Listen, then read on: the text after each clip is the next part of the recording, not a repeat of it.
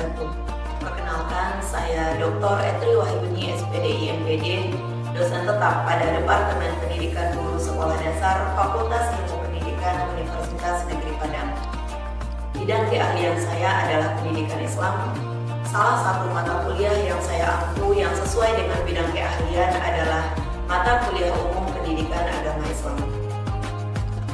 Mata kuliah umum pendidikan agama Islam merupakan bagian dari kelompok mata kuliah pengembangan kepribadian yang wajib ditempuh oleh seluruh mahasiswa pada perguruan tinggi umum. Mata kuliah ini dilaksanakan dalam 16 kali pertemuan dengan bobot 3 SKS. Mata kuliah ini membekali mahasiswa dengan pemahaman, sikap, dan keterampilan berlandaskan nilai-nilai Islam melalui pendekatan kritis, analitis, dan problem solving. Mata kuliah pendidikan agama Islam dirancang untuk menanamkan pemahaman komprehensif mengenai hakikat manusia, urgensi agama, sumber ajaran Islam, serta ruang lingkup implementasinya dalam kehidupan individu dan sosial. Dengan pendekatan student oriented, metode case method, dan problem based learning, mata kuliah ini tidak hanya memberikan landasan teoritis, tetapi juga membangun kepribadian Islami, kecakapan kritis, dan sikap etis mahasiswa dalam menghadapi dinamika kehidupan modern. Sistem perkuliahan mata kuliah pendidikan agama Islam ini dilaksanakan secara hybrid, 50% dilaksanakan secara luring dan 50% dilaksanakan secara daring. Secara luring, dosen akan melaksanakan pertemuan tatap muka secara langsung di dalam kelas dengan mahasiswa, yang tentunya seluruh materi sudah di-share sepenuhnya di aplikasi Smile atau e-learning, baik materi pembelajaran dalam bentuk video, modul ajar PPT, dan juga sudah dilengkapi dengan fitur pengumpulan tugas baik dalam bentuk kuis ataupun proyek akhir nantinya. Semuanya sudah masuk di dalam Smart. Kemudian untuk pelaksanaan secara daring, dosen menggunakan platform Microsoft Teams untuk melaksanakan pertemuan tatap muka secara virtual, dan juga ditambah dengan pelaksanaan melalui Smart yang tadi juga sudah dijelaskan.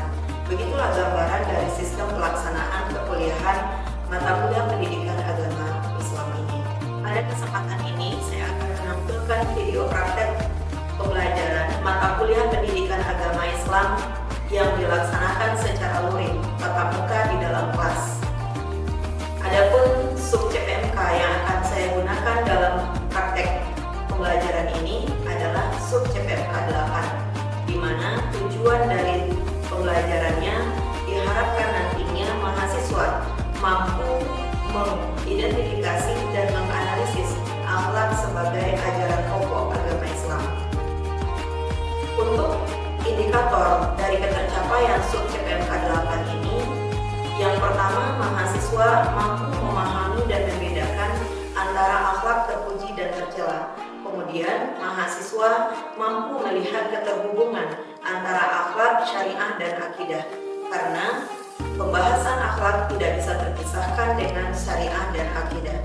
Kemudian, selanjutnya, mahasiswa mampu menjelaskan bagaimana sosok Rasulullah sebagai uswatun hasanah atau standar akhlak yang sebenarnya di dalam Islam, tentunya melalui sifat-sifat terpuji yang ada pada diri Rasulullah itu sendiri.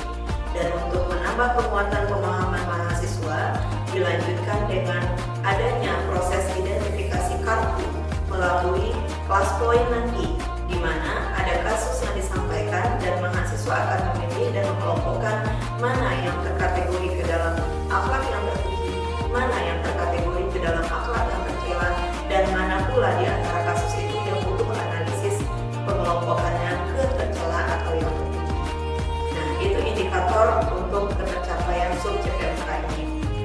Untuk asesmen dalam mata kuliah pendidikan agama Islam ini, untuk seluruh materi secara umum itu dilaksanakan melalui UTS, UAS, project, quiz, dan mind map, atau ada beberapa tugas individu yang lainnya. Dan yang jelas, asesmen dilaksanakan dalam bentuk praktek dan juga portofolio. Metode yang saya gunakan di dalam praktek pembelajaran ini diawali dengan diskusi, di mana seluruh mahasiswa sebelum pelaksanaan perkuliahan sudah dibekali dengan materi-materi yang sudah dikirimkan di Smile. Kemudian setelah dilaksanakan diskusi, dosen melaksanakan ceramah interaktif atau delivery, menyampaikan materi terkait dengan akhlak. Setelah itu dilaksanakan interaksi antara dosen dengan mahasiswa terkait materi yang sudah didiskusikan dan disampaikan oleh dosen. Terakhir ditutup dengan asesmen. Asesmen dalam materi ini ada dalam bentuk kuis dalam tatap muka, juga ada dalam bentuk penugasan proyek yang sudah dibuatkan di dalam Smile atau e-learning. Sementara media yang saya gunakan dalam pembelajaran ini adalah PowerPoint yang di dalamnya sudah terintegrasi dengan ClassPoint yang dibutuhkan aplikasi ini nantinya untuk pengelompokan materi untuk pembagian tugas mahasiswa dalam praktek perkuliahan. Secara umum, dari seluruh proses perkuliahan yang saya laksanakan selama 16 kali pertemuan, asesmen saya laksanakan dalam bentuk penugasan pribadi dan kelompok. Untuk lebih jelasnya, video praktek pembelajaran ini, mari bersama-sama kita saksikan tampilan berikut. Assalamualaikum warahmatullahi wabarakatuh. Waalaikumsalam warahmatullahi wabarakatuh. Bagaimana kabarnya semua? Alhamdulillah sehat, Bu. Alhamdulillah sehat. Semua hadir? Hadir, Bu. Absensi di MyUNP-nya sudah diambil tadi? Sudah, Bu. Baik. Sebelum kita mulai perkuliahan kita pada siang hari ini, mari kita berdoa bersama dengan membacakan Ummul Quran Al-Fatihah. Al-Kafiyatul Fatihah. Baik.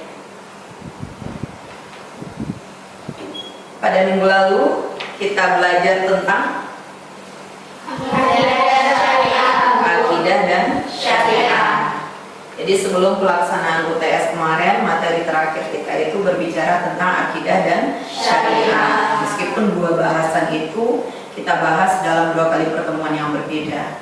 Kenapa kita sebutkan akidah dan syariah sekaligus? Karena antara materi akidah, syariah, dan yang materi kita hari ini itu ada keterkaitannya. Baik.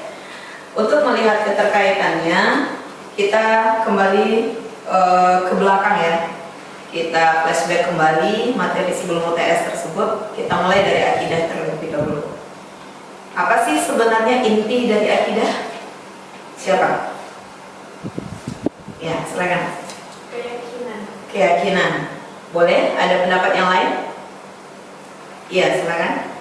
Keyakinan kita kepada Tuhan. Keyakinan kita kepada Tuhan. Bagus. Kemudian ada syariah. Apa yang kita pahami tentang syariah? Siapa yang mau angkat tangan? Ya, silakan. Syariah itu hukum Islam atau aturan. Hukum Islam atau aturan. Berarti ketika akidah kita sudah benar, bukti akidah kita benar, maka harus dijalankan dengan syariat yang tepat. Nah, jadi kalau boleh kita ibaratkan seperti yang Anda lihat di layar ini, apa sih keterhubungan antara pohon dengan judul materi kita hari ini? Ada yang terpikirkan nggak? Kenapa pohon yang menjadi ilustrasi di dalam cover layar kita hari ini? Kita sudah belajar tentang akidah minggu lalu, kita juga sudah belajar tentang syariah. Nah, kemudian kita mau belajar akhlak sekarang. Nah, kenapa ada ilustrasi di cover awal ini berbentuk pohon? Karena semua bagian dari pohon saling berkaitan. Karena dia semua bagian dari pohon berkaitan. Oke, apa lagi? Iya, San? Kalau melihat dari pohon, akidah itu seperti akarnya, Bu, dasarnya. Kemudian syariah itu cabang dari ranting-rantingnya. Kemudian hubungannya dengan akhlak itu buah dari akidah, kemudian syariahnya. Bagus. Berarti kalau pendapat Nisa tadi, akar itu adalah akidah, cabang ranting atau pohon itu sendiri adalah syariah, maka buahnya adalah akhlak. Apa artinya kira-kira? Siapa yang bisa jawab? Dari pernyataan si Nisa tadi, terserah dari sudut pandang mana kamu mau komentari. Ya, silakan. Jadi artinya tidak terbentuk buah itu akar sama ranting-rantingnya itu harus memberi buah. Jadi sebelum beri akar kita harus mengajar artinya sama syariat kita dulu berjalan. Bagus. Pak, nama panggilannya? Elsa, Ibu. Elsa. Elsa, bagus lah. Ya, benar sekali yang disampaikan oleh Elsa. Bagus tidaknya kualitas buah ditentukan oleh batang dan akar tadi. Akar yang kokoh, batang yang lurus dan tidak bermasalah, itu akan melahirkan buah yang berkualitas. Artinya apa? Akidah yang mantap sesuai dengan tuntunan Al-Quran dan hadis, dibungkus atau dilaksanakan atau kita amalkan dengan sesuai dengan syariah, sesuai dengan tuntutan syariah, aturan syariah, maka akan melahirkan akhlak yang baik. Artinya apa? Akhlak itu tidak instan. Akhlak itu tidak lahir begitu saja. Akhlak itu lahir dari proses yang jelas. Jadi benar yang dikatakan di dalam Al-Quran, Bismillahirrahmanirrahim, Inna sholata tanha 'anil fahsya'i wal munkar. Sesungguhnya sholat itu mampu membentengi seseorang dari perbuatan keji dan mungkar. Jadi sholat yang mana? Sholat yang memang kita percaya untuk apa kita sholat, ya bukti kita hamba Tuhan adalah Khalik kita, pencipta kita, kita makhluk, Tuhan adalah pencipta kita. Maka untuk kita mengabdi kepada pencipta kita, bersyukur dengan semua yang Allah berikan kepada kita, maka kita harus mengabdi, beribadah. Dengan apa caranya beribadah? Dengan sholat. Bagaimana cara sholat? Itulah syariat yang mengaturnya. Nah, ketika akidah sudah benar, dilaksanakan dengan syariah yang tepat juga, syariah yang sesuai dengan aturan yang ada, maka akan lahirlah akhlak yang baik. Jadi akhlak itu tidak instan dan tidak bisa direkayasa. Tidak ada di waktu itu saja, tapi sudah melalui proses yang panjang. Jadi benar yang disampaikan oleh Nisa dan Elsa tadi, kalau kita ibaratkan akidah, syariah, akhlak itu ibaratnya satu batang pohon. Akidah itu adalah akar. Syariah, aturan itu adalah batangnya. Nah, akhlak itulah buahnya. Nah, kita lihat. Jadi, materi kita hari ini tentang akhlak. Adapun CPMK, nah, apa sih sebenarnya yang kita inginkan? Apa sih capaian yang kita targetkan atau tujuan pembelajaran kita pada hari ini, pada materi akhlak? Targetnya, bagaimana dengan perkuliahan akhlak hari ini mahasiswa mampu mengidentifikasi dan menganalisis akhlak itu sebagai ajaran pokok agama Islam. Nah, itu akan bisa diukur mahasiswa mampu mengidentifikasi dan menganalisis tentunya melalui indikator yang ada ini. Karena kita sudah bahas tadi bahwa antara akidah, syariah, akhlak punya keterkaitan, maka penting ketika kita akan membahas akhlak, sementara syariah dan akidah sudah kita pelajari sebelumnya, penting kita menjelaskan bagaimana hubungan akidah, syariah, dan akhlak itu melalui perumpamaan pohon yang sudah kita tampilkan di awal tadi. Nah, kemudian kita lanjut indikator ketercapaian keduanya. Ananda sebagai mahasiswa pun mampu pula menjelaskan keteladanan Rasulullah itu sebagai uswatun hasanah, contoh yang baik, standar yang baik, standar akhlak. Terutama di sifat mana? Sifat yang 4 itu: siddiq, amanah, tabligh, fatanah. Itu sifat yang ada di Rasulullah. Kenapa beliau menjadi standar dari akhlak itu sendiri. Nah, kemudian indikator yang ketiga, kita akan tampilkan nanti ada skenario akhlak yang erat dengan kehidupan kita sehari-hari. Biasanya ini sering terjadi di lingkungan kita atau mungkin kita sendiri yang melakukannya. Nah, nanti akan ada skenario itu Ibu tampilkan. Ananda akan mengklasifikasikan atau mengelompokkan. Nah, nanti kita pilih dia masuk ke ranah terpujikah, tercelakah, atau abu-abu. Nah, itulah 3 indikator yang akan menjadi pengukur tercapainya tujuan pembelajaran kita pada hari ini pada materi akhlak. Oke, bisa kita lanjut? Bisa. Baik, kita lanjutkan tentang materi akhlak. Sebelum kita berbicara tentang akhlak, ada dasar ayat di dalam Al-Quran, yaitu surat Ibrahim ayat 24 dan 25. Bisa dibantu baca, Sah? Silakan, Sah. Iya, baca langsung aja. Bismillahirrahmanirrahim.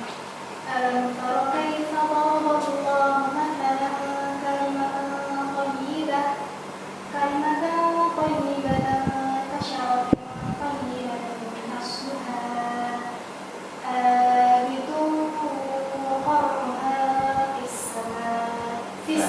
Tahabitun ta.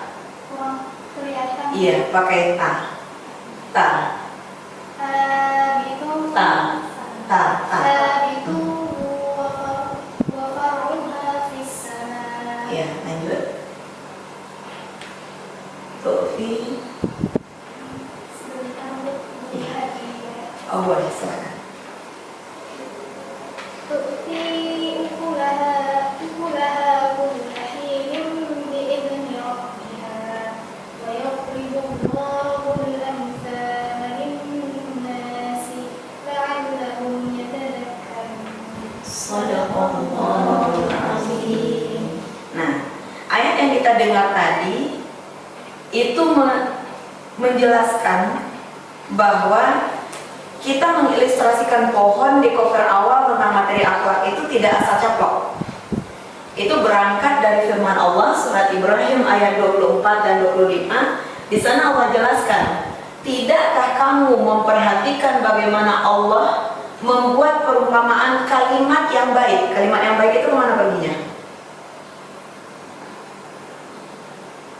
Akhlak.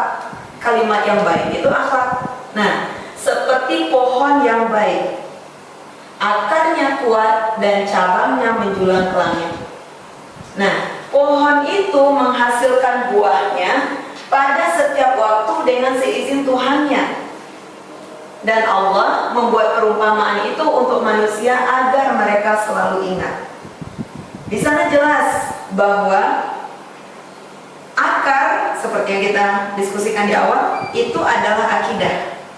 Akarnya kuat, cabang dan pohonnya itu menjulang ke langit, berarti normal pertumbuhan dari akar sampai batangnya, maka lahirlah buah yang baik, buah yang berkualitas. Nah, itulah akhlak itu sendiri. Jadi kalau kita mau melihat keterkaitan, keterhubungan antara akidah, syariah, akhlak, itu sama dengan kita melihat sebatang pohon tadi. Jadi tidak bisa terpisahkan. Jadi kita nggak ngulang materi akidah dan syariah hari ini ya, tapi materi akidah dan syariah tidak bisa kita tinggalkan ketika kita membahas materi akhlak, karena akhlak itu adalah buah dari akidah dan syariah. Pernah nggak kita melihat ada satu pohon yang bagus, kemudian tidak pernah berbuah-buah? Kamu misalnya menanam naga di rumah, tapi ternyata nggak berbuah-buah, padahal batang naga yang kita tanam itu berasal dari naga yang teman berbuah lebat, kayak gitu kan? Nah, maka ketika itu yang terjadi, berarti ada sesuatu yang bermasalah, apakah di akarnya atau di batangnya. Kenapa buahnya nggak muncul? Nah, begitu pula dengan posisi akhlak. Jadi mustahil orang yang benar-benar tepat dan benar akidahnya, sudah beramal membuktikannya, mengikuti aturan atau syariahnya dengan benar pula, tidak akan berakhlak baik. Itu mustahil. Jadi kalau sempat kita temukan orang sepertinya dia taat, tapi kok akhlaknya tidak baik, nah itu perlu kita cross-check ulang. Diri kita pun seperti itu. Saya rasanya sudah rajin sholat, tapi kenapa ya kok saya rajin gibah juga walaupun orang nggak tahu, saya rajin ngumpat juga walaupun orang nggak tahu. Nah, cross-checknya adalah sudah benar nggak sholatnya. Jangan-jangan sholatnya benar, cara bersucinya nggak benar, karena sholat itu satu paket, ya kan? Atau sholatnya sudah benar semuanya, cara bersucinya sudah benar, ternyata akidahnya yang tidak tepat, masih sering menyamakan Allah dengan yang lain. Oke? Nah, jadi hal itu yang perlu kita perhatikan. Syariah yang tepat yang didasari oleh akidah yang kuat. Oke? Nah, kita lanjut. Inilah ilustrasi. Ada yang mengatakan trilogi akidah, syariah, dan akhlak itu sendiri. Jadi kita sudah pahami tadi, akidah itu adalah keyakinan atau kondisi yang tak tampak tapi menopang segalanya. Sementara syariah itu aturan, kerangka yang mengarahkan pertumbuhan itu. Rusak sedikit pola pertumbuhan batang atau rantingnya, itu akan mempengaruhi kualitas buahnya nanti. Itu teori IPA ya. Nah, oke, lanjut. Kemudian akhlak adalah buah. Akhlak itu yang mana? Perilaku nyata. Nah, inilah yang dilihat dan dirasakan oleh orang lain. Kayaknya kalau berbicara tentang akhlak, siapa sebenarnya patron, pola, standar akhlak itu sendiri? Rasulullah. Ada yang tahu dalilnya enggak? Atau pernah dengar? Boleh membacakan teksnya, boleh membacakan artinya atau maksudnya saja. Ada yang pernah dengar? Coba, siapa? Iya, silakan namanya. Alia, silakan Alia. Quran surah Al-Ahzab ayat 21. Oke, apa artinya? Artinya, sesungguhnya telah ada pada diri Rasulullah Shallallahu Alaihi Wasallam sari teladan yang baik baginya. Ya, laqad kana lakum fi Rasulillahi uswatun hasanah. Sesungguhnya Rasulullah itu adalah suri tauladan bagi kita semua. Innama bu'itsu, kata Rasulullah, liutammima makarimil akhlak. Aku diutus untuk menyempurnakan akhlak. Jadi standar akhlak itu siapa? Ya Rasulullah. Nah, standar akhlak Rasulullah itu dari mana? Nah, kembali ingat materi kita di sumber ajaran Islam sebelumnya. Ya tentu dari Al-Quran dan hadis. Nah, hadis dari beliau berarti dari Al-Qurannya. Nah, itu. Nah, kemudian yang paling sering kita ketahui sifat Rasulullah itu apa? Siddiq, amanah, tabligh, fatanah. Berarti ketika kita jadikan Rasulullah itu sebagai standar akhlak kita, berarti kita harus mengikut dengan Rasulullah ya. Ya? Iya. Silakan diperhatikan. Nah, yang siddiq itu apa artinya? Jujur, benar. Kemudian tabligh, menyampaikan. Kemudian amanah, fatanah, cerdas. Ini yang secara umum. Walaupun nanti dari yang umum ini akan dijabarkan lagi nanti ke akhlak yang terpuji dan lawannya itu akhlak yang tercela. Jadi sekarang kita cek untuk materi pemahaman akhlaknya ini. Kita akan menggunakan aplikasi Classpoint. Nanti Ananda akan memilih. Ibu sampaikan ada satu contoh. Silakan pilih. Ini masuk ke kategori terpujikah akhlaknya, atau masuk ke kategori tercelakah akhlaknya, atau masuk ke abu-abu. Nah, kalau gitu berarti ada Bu akhlak abu-abu? Tidak, berarti butuh analisis mendalam, tidak langsung kita salahkan atau kita benarkan ketika berbeda dengan teks atau redaksi atau yang kita temukan di Al-Quran kayak gini. Kalau tidak sama berarti salah. Nah, sekarang kita langsung praktek, oke? Oke, silakan buka kelas poinnya. Sudah masuk kelas poin semua? Kita mulai soal pertama. Mendoakan pencapaian teman. Jawaban yang benarnya adalah terpuji. Oke, tambah poinnya kan? Iya. Lanjut. Postingan pencapaian pribadi. Mulai dari sekarang. Kita menyeleksi pertanyaan ini untuk pembagian kelompok ya. Oke. Kaitkan dengan dalil. Dalilnya nggak usah panjang-panjang.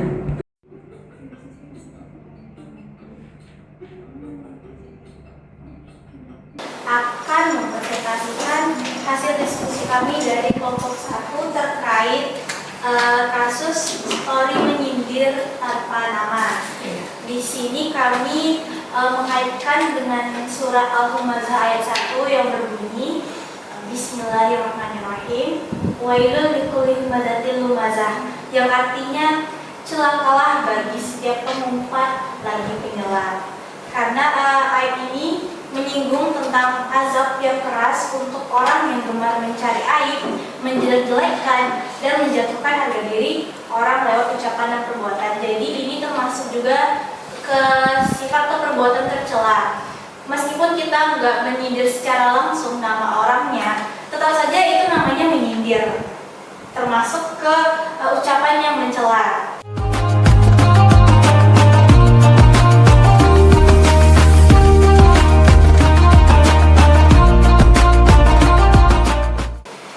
Baik anak-anak semua, itulah perkuliahan kita pada siang hari ini, yang intinya akhlak tidak bisa dibicarakan berdiri sendiri.